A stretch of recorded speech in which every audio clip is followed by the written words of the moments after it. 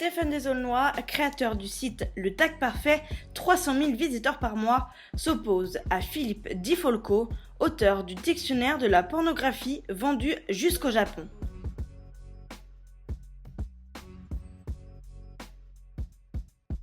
Ça marche plus très bien, ça a perdu 50% de sa valeur depuis 2006-2007. Ce qui est important dans cette histoire, c'est que se développe la gratuité. C'est un modèle de gratuité qui s'est développé depuis 6 ans, depuis 5 ans. Donc c'est pour ça que le chiffre d'affaires baisse. Maintenant, ce qui augmente ou ce qui compense, c'est la pornographie qu'on peut avoir à partir de son mobile. Et, contrairement à ce qu'on croit, c'est pas non plus une industrie qui est énormissime, c'est-à-dire que ça représente à l'heure actuelle 3-4 milliards de dollars, ce qui n'est pas, si on compare à l'e-commerce, à l'ensemble de l'e-commerce, c'est limite une goutte d'eau, quoi.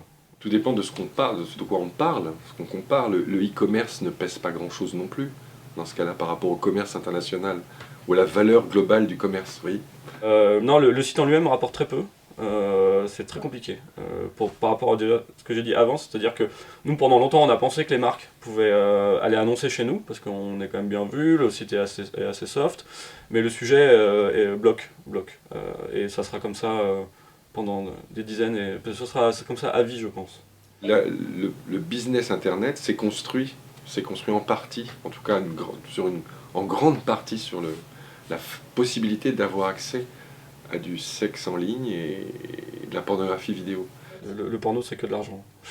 Au-delà des réalisateurs qui font leur taf, derrière, c'est que de l'argent. C'est vraiment une industrie qui... Enfin, la plupart des industries, dans le monde capitaliste, ultra-libéral, c'est normal, le but c'est faire de l'argent, l'entreprise c'est pas d'en perdre.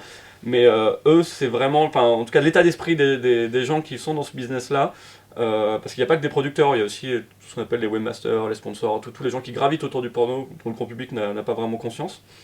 Ces gens-là n'ont qu'une seule religion, c'est l'argent. Mais vraiment, faut vraiment... Quand on a compris ça, on a compris pourquoi le porno est...